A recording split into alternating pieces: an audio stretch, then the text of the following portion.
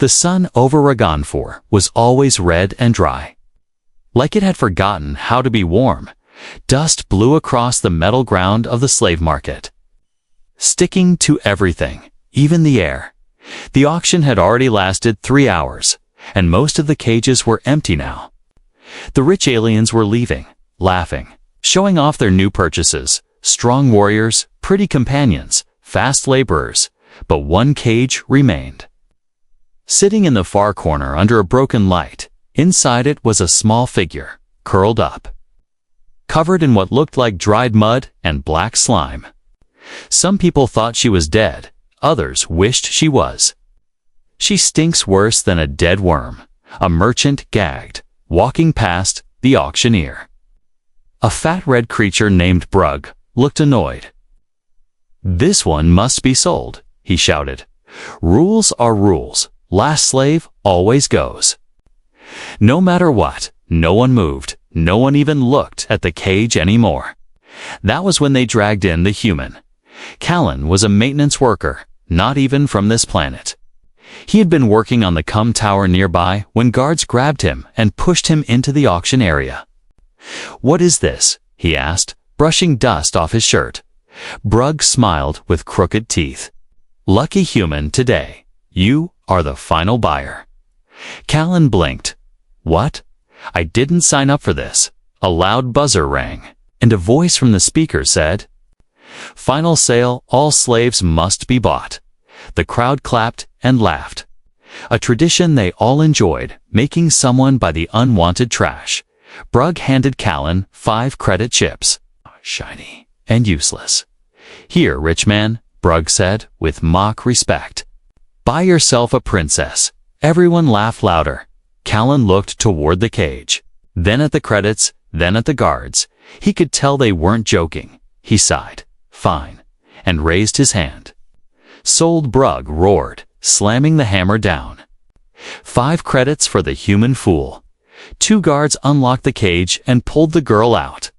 She was small, maybe 16 or 17 in human years. Skin grayish-green, thin as bones, hair tangled and sticky. Her clothes were torn rags, and the smell made Callan step back. She didn't speak, didn't fight, just stood still with her eyes on the ground. The collar around her neck buzzed softly, a red light blinking. Brug shoved a small controller into Callan's hand, remote for the collar. "Don't lose it."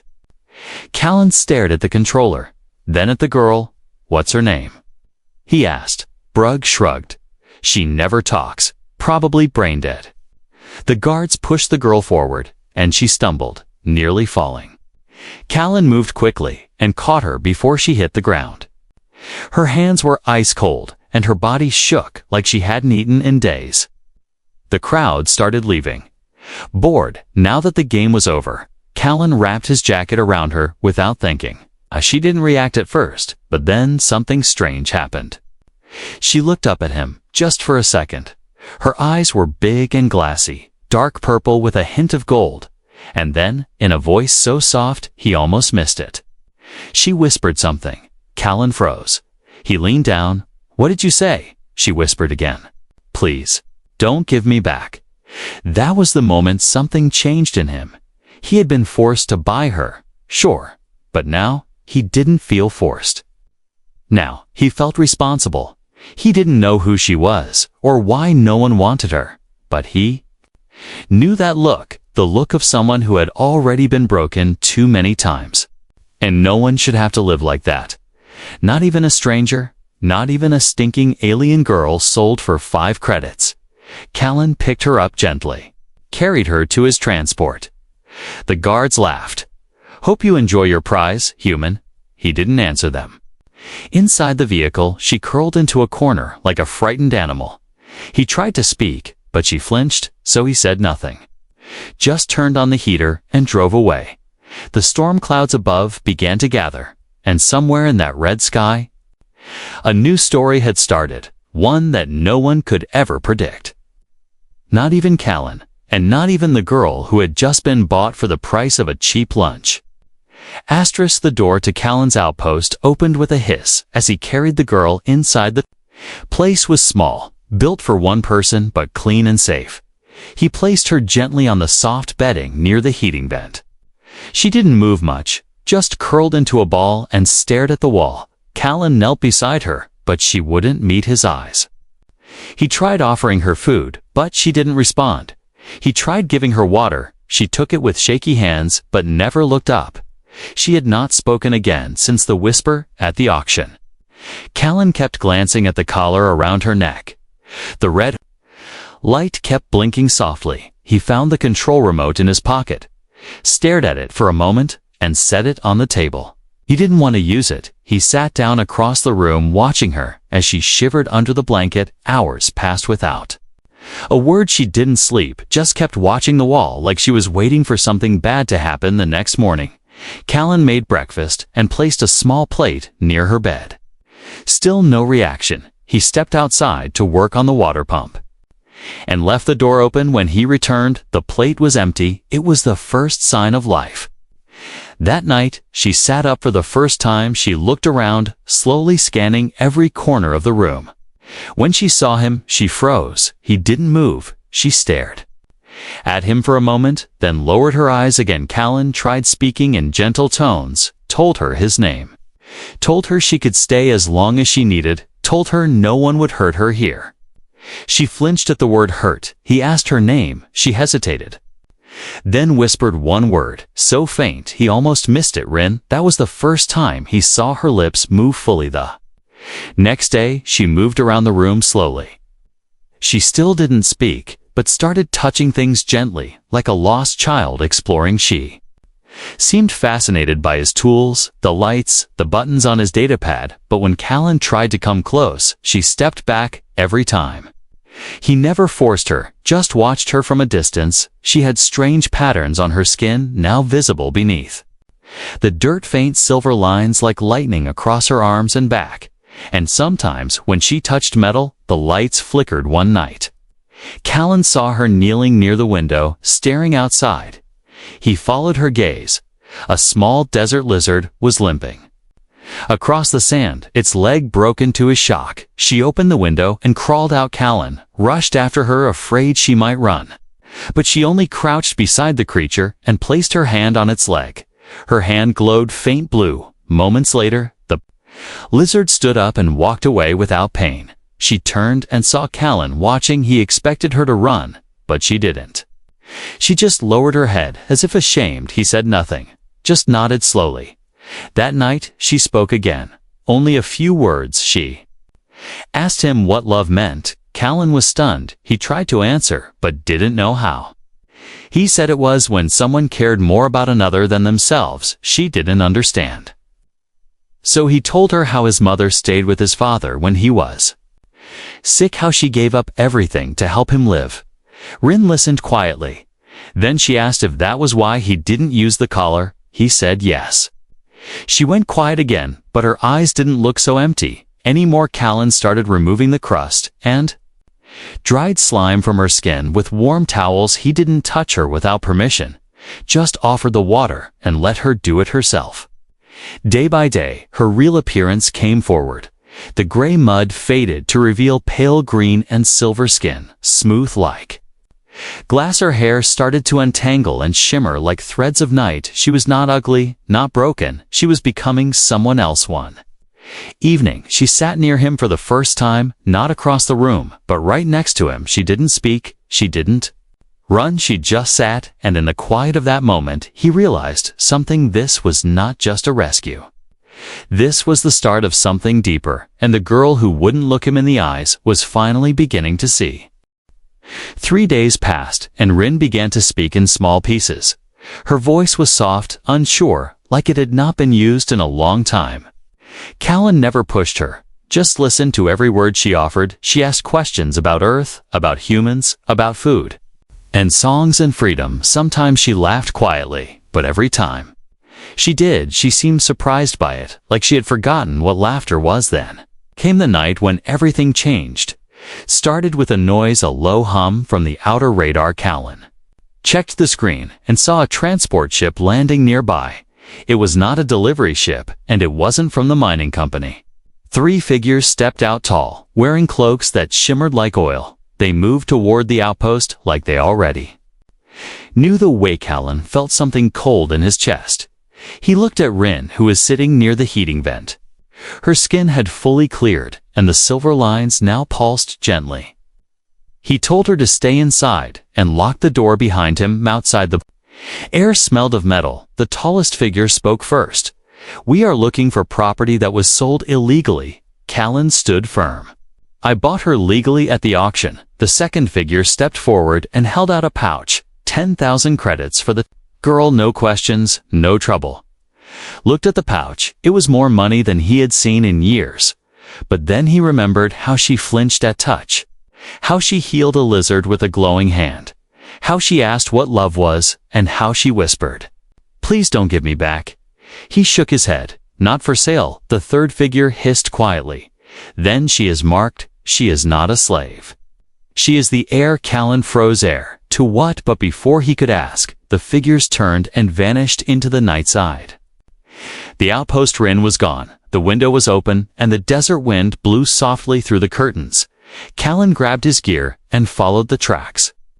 They led into the mountains toward the abandoned ruins near the old mine. He ran for over an hour, his breath's heavy heart pounding. The stars above looked down like watchers in silence. He found her at the top of the ridge, standing in front of a glowing arch made of ancient stone.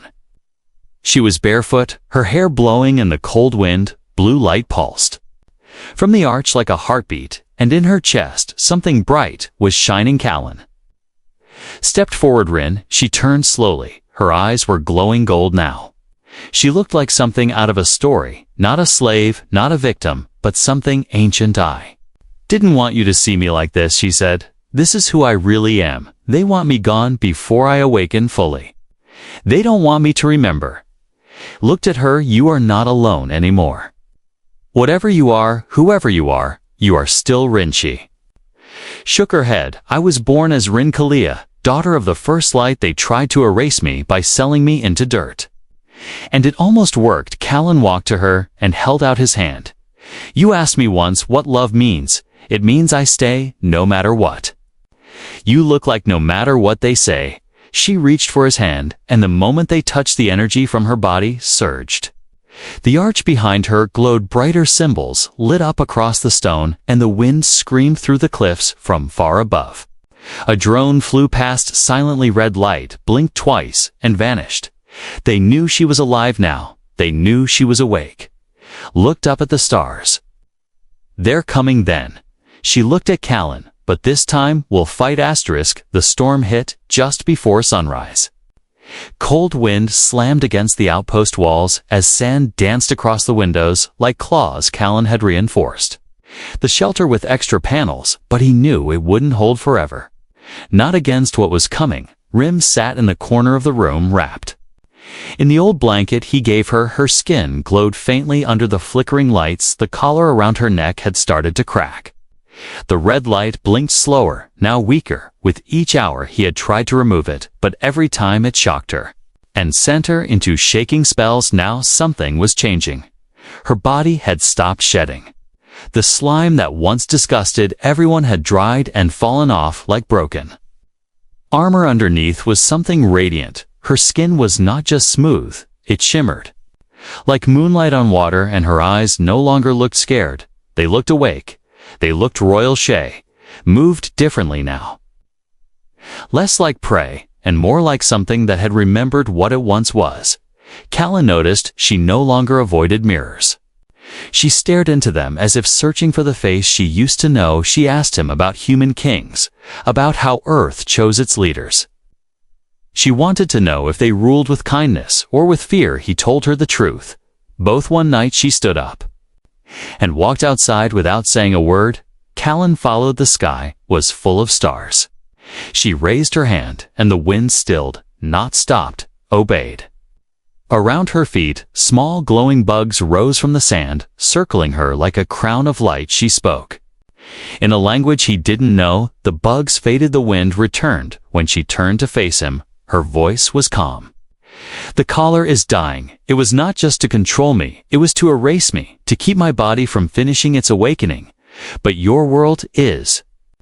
Rich in old minerals, your soil healed. Macallan stepped closer. You are not a slave anymore. Not to them, not to anyone. She smiled, but it was not joy. It was sorrow. I was sold for 5 credits because they thought I was already dead inside, they thought.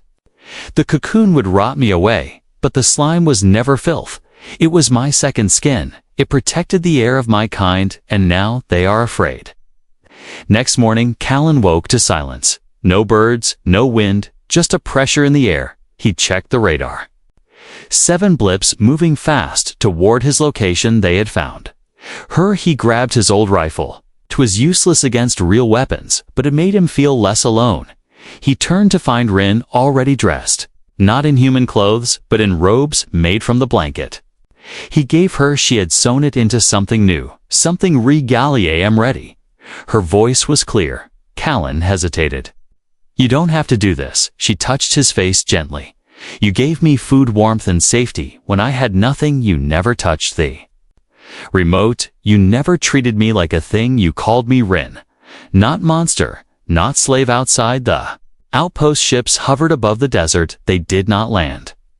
They watched, waited. Callan stood at the door, rifle in hand, but Rin walked past him, barefoot, her silver skin glowing in the morning light. She raised her hand and spoke one word in her old language. The sky cracked, lightning without clouds.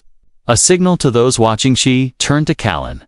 This is the moment where I must decide who I become. Queen of Ashes or something new. Callan took a step forward, then let her go. He knew this was hers to choose. She walked into the desert alone, but she was not alone in spirit.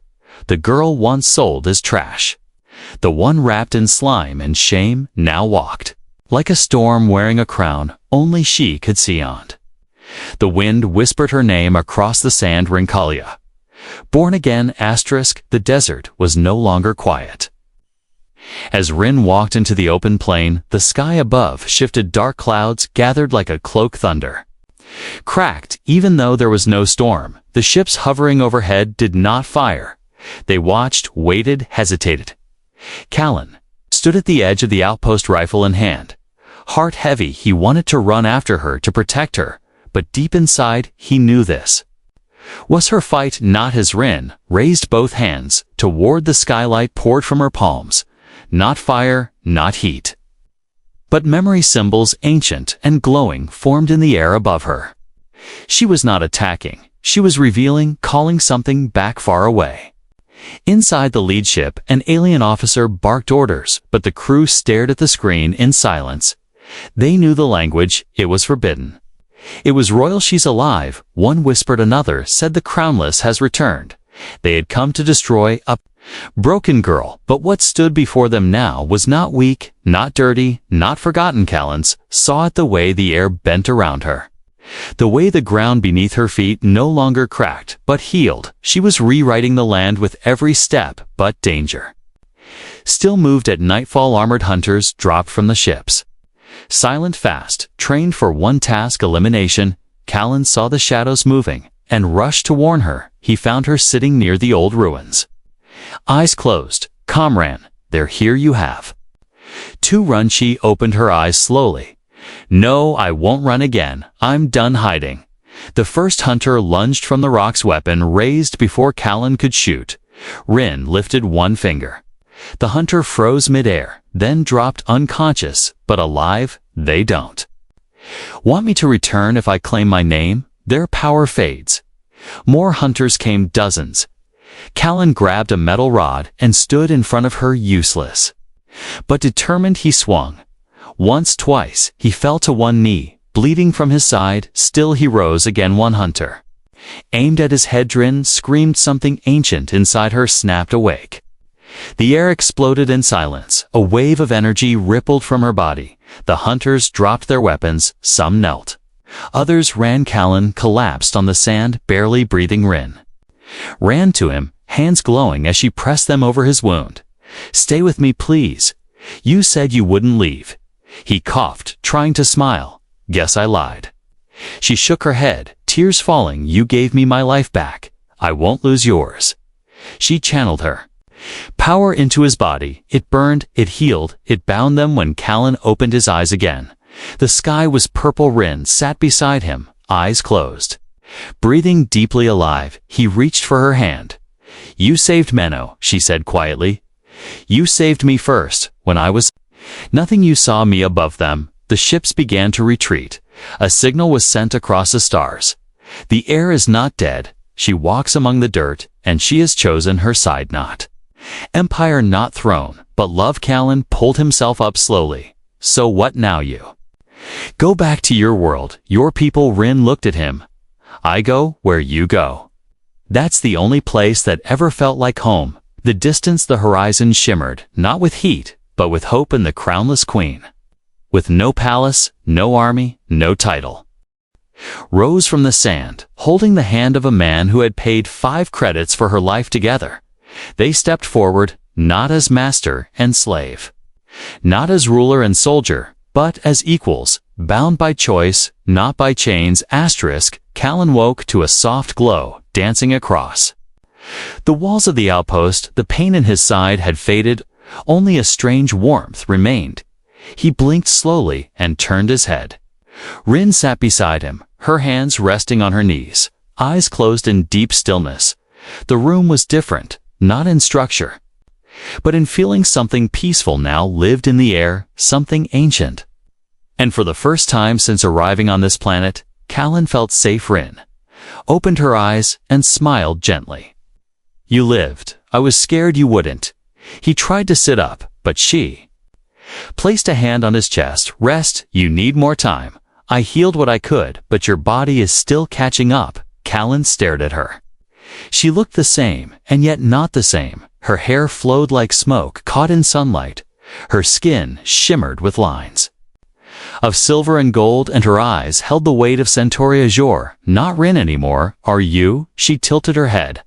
"I am, but I am also Rin Kalia, daughter of the first light, last of the bloodline they tried to erase." She stood and walked to the window, looking out at the quiet desert. "The hunters are gone. They fear me now. But they won't stay gone forever. They will regroup. They always do." Callan sat up slowly, ignoring the ache in his body. "What will you do? Rebuild your kingdom? Go back to the stars?" Where a crown, she turned back to him and walked forward slowly. "No, I will stay here. This place, this broken corner of the galaxy, gave me something no palace ever did." "You," Callan chuckled. "You were sold for 5 credits. Not much of a price for royalty." You've knelt beside him, her hand reaching for his 5 credits. "To them, but to me, it was everything. You didn't buy a queen, you saved a soul. That is something priceless." They sat in silence, not the heavy silence of fear, but the kind that lives between people who understand each other without words. Later, she helped him stand together. They walked outside where the sun was low and the sky painted with fire. A wind passed over them, carrying the scent of stone and stars. A group of beings stood at the edge of the ridge, not soldiers, not hunters, but messengers, elders from distant systems who had felt the awakening of a lost heir. They bowed when they saw her, but she did not bow back. She held Callan's hand and faced them without fear. One elder stepped forward and spoke in the ancient tongue. "We are here to serve. The throne is ready for your return. The people are waiting." Rin's voice was steady. "I am not returning. The throne you speak of was built on fear and silence. I will not rule." "What? Tried to kill me?" They looked confused. One asked, "Then what do you choose?" She pointed to Callan, "To walk beside the one who saw me not as power, not as danger, but as someone worth saving, even when I was covered in slime and shame." Callan felt his chest tighten. He had no words, only the truth in her voice. The elders left without protest. They knew now that she could not be commanded. Only followed. That night, as the stars rose again, Rin sat outside, looking up. Callan joined her, wrapping a warm blanket around both of them, the same one she once turned into a robe. He asked, "What now? Do we hide? Do we fight? Do we just live?" She smiled, resting her head on his shoulder. "We live, and if they come again, we don't run. We remind them that love is stronger than bloodlines and the man who paid 5 credits, the one who once walked alone." now sat beside the most powerful being in the galaxy, not as her owner, not as her guard, but as her choice asterisk. Rain fell for the first time in months on the desert moon. Not sharp, not loud, but soft, like a promise whispered across dry land. Callan stood at the edge of the outpost, looking up at the sky. His shirt soaked his face. Come behind him, the once broken shelter had transformed walls, polished clean solar towers. Glowing alien plants blooming where dust once ruled, all gifted by travelers who had come in secret to honor the queen who would not sit on a throne rin. Stepped outside barefoot, as always, her silver skin shimmered with every drop that touched her. She didn't wear robes today, she didn't wear armor. Just the same blanket she had stitched into something simple. Something human. Callan turned and saw her, still not used to how beautiful she had become, not because of her face, but because of Tenth. Because of what she carried inside. She walked to him slowly. Hands behind her back, he raised an eyebrow. You planning something? She smiled. Maybe he noticed her holding something wrapped in soft cloth. She placed it in his palm without saying a word. He opened it. Inside was a ring, not gold, not metal, but shaped from starstone, a rare crystal known to form only when light touches ancient tears. He looked at her eyes. Wide is this what I think it is? She nodded. I don't know how your people do it, but where I come from, giving this means forever. He stared at the ring, then back at her. I paid 5 credits for you, she laughed. The first real laugh he had ever heard from her. You paid because they made you, but you stayed because you wanted to. You never used the collar you gave me, your bed, you called me by name, and when I asked what love was, you didn't explain. You showed it. The rain picked up around them. The desert smelled of heat and water, fire and sky. Callan took the ring and placed it on her finger slowly, then pulled her into his arms. She leaned against him without hesitation. No one came to stop them. No hunters, no drones, no crowns. Just the wind and the falling sky. They stood in silence, not the silence of fear, but of understanding, of peace found in a world that had none. Later that night, they sat by the fire, their hands still together, their eyes watching the sparks fly upward into the stars. Whispered, do you regret it buying me? Callan shook his head. Not for a second. She rested her head on his shoulder. Do I still smell? Callan grinned like fire and rain. She laughed again, then leaned in and kissed him. It wasn't magic, it wasn't legend, it was something more real and far beyond that desert, across galaxies and empires. The story of a girl sold for 5 credits, and the human who loved her anyway became something the stars remembered, not because of war, not because of power, but because in a universe full of chains, 2 souls had chosen freedom together.